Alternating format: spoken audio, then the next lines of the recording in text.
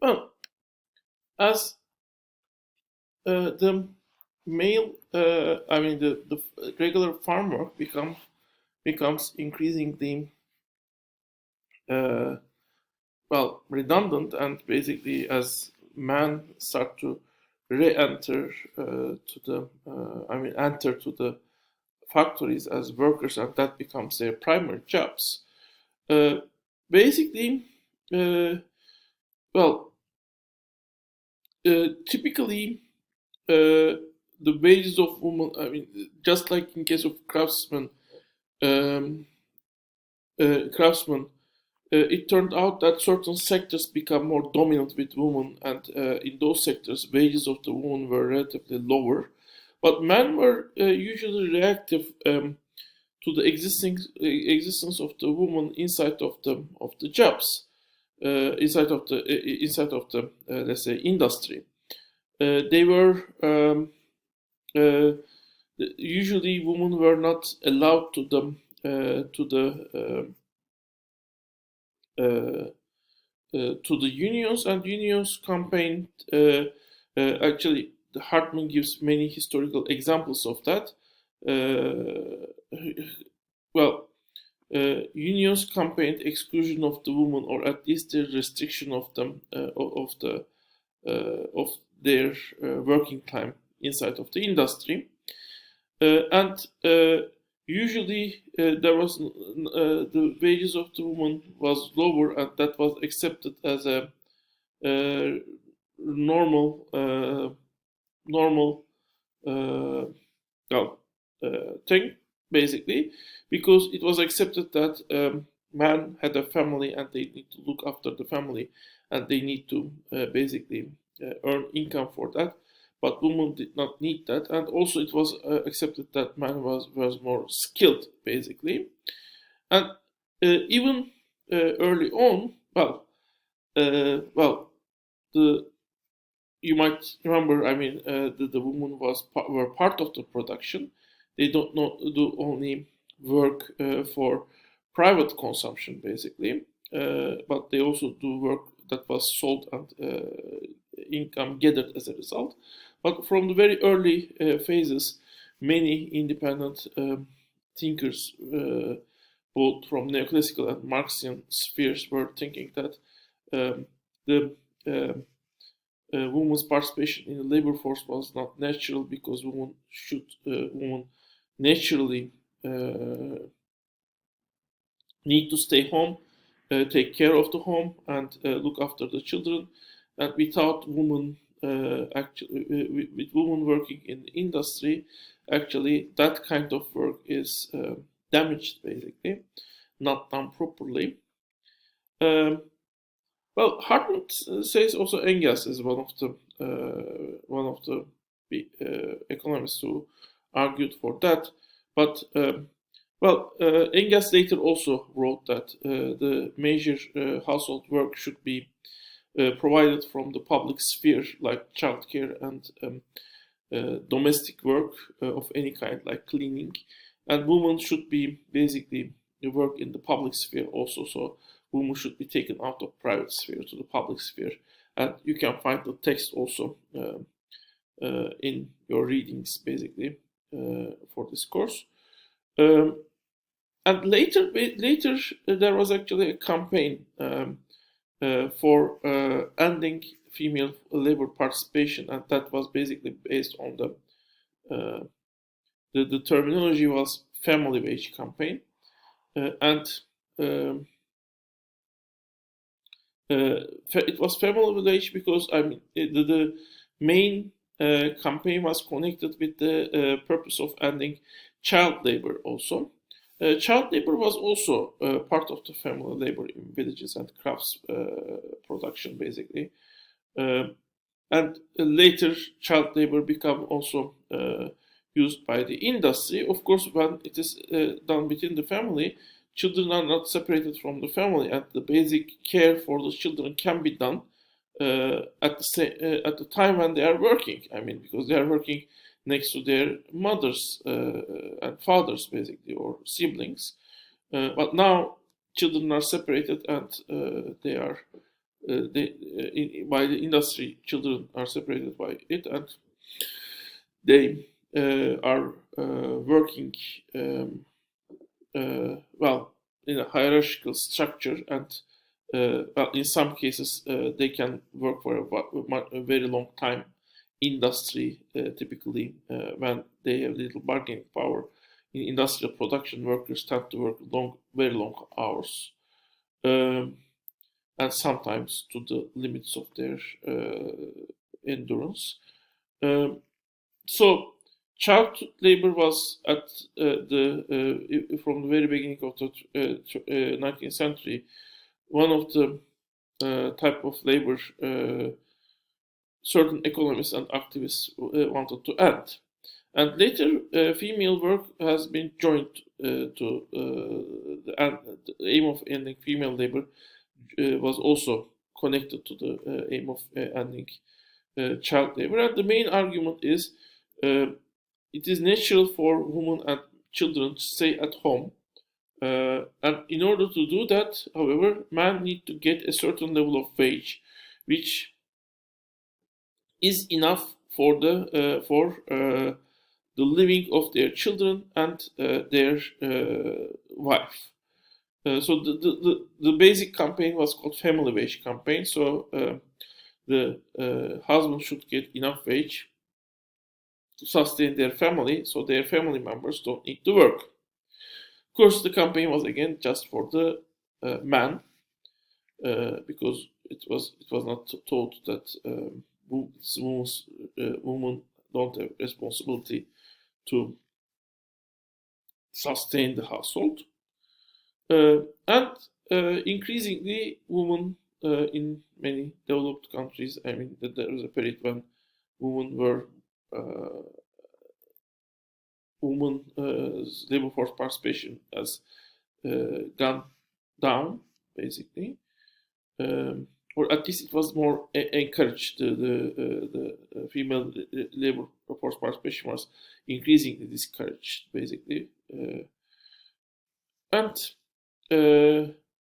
well, later, of course, this trend has been reversed, and we will also look in the coming articles how this trend was reversed, basically. But up to this point, we have gone once. We have covered more than a century of the capitalism now, and something very clear is the major reactions are, according to Hartman,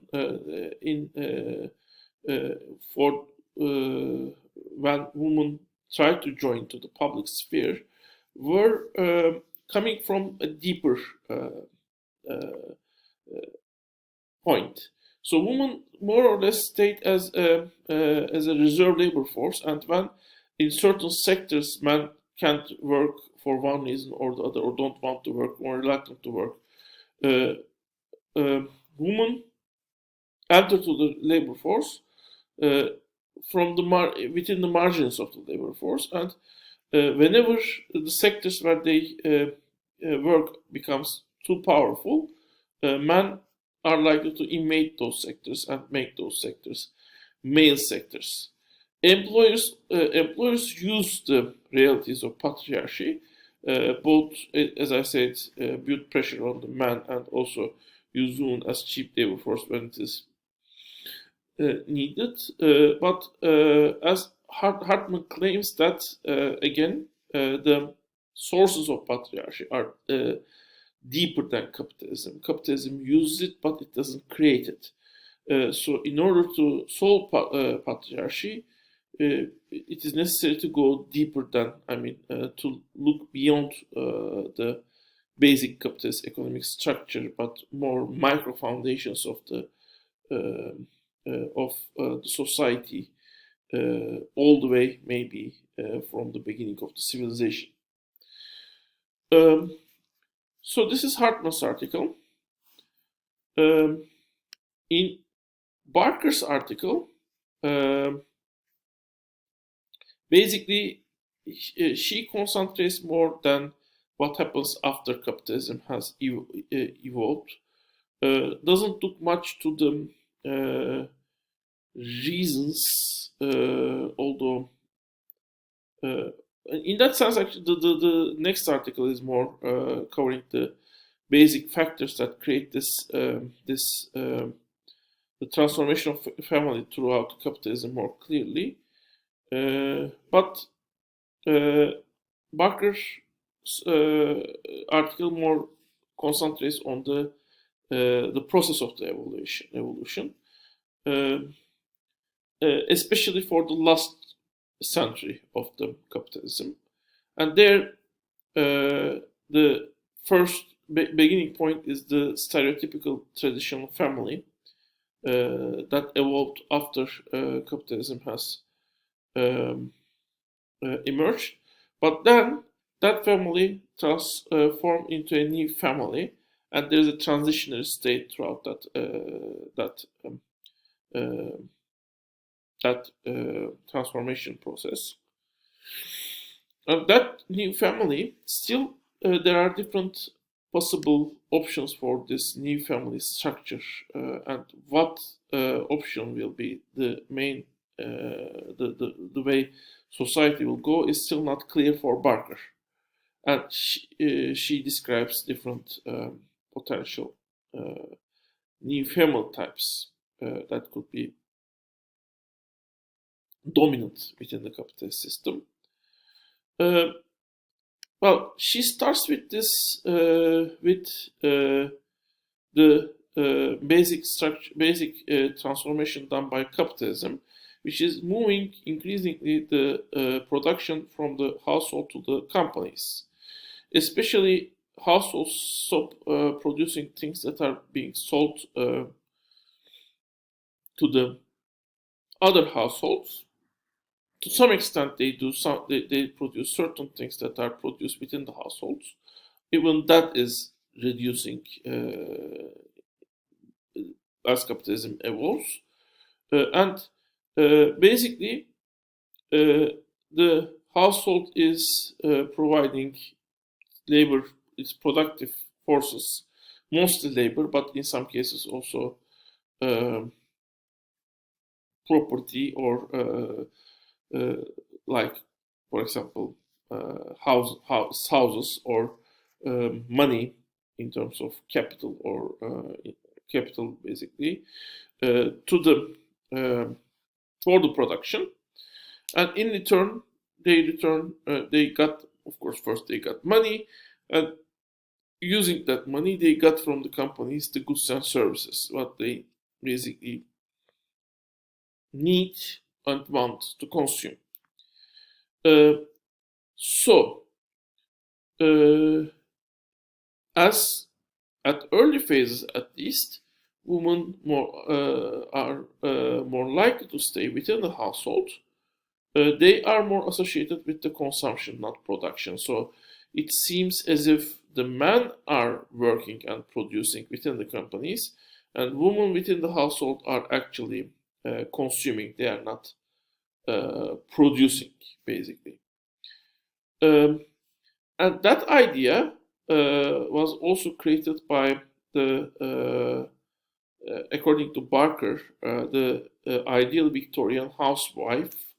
The lower classes at the 19th century, a significant portion of them needed to work throughout the whole century inside of the factories and facilities even.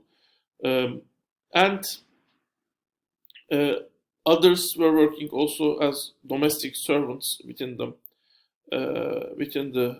high income households, and the ones that stay inside of the house, they were also working for childcare and to do other type of housework. But at least for the upper level households, and to some extent to the upper middle income level households, the housewife is not working. She's not doing any work outside of the house. She's also not doing any work inside of the house. Inside of the house, the work is done by other women, domestic servants, and the housewife, just like her husband within the production facility, regulates the production process inside of the household.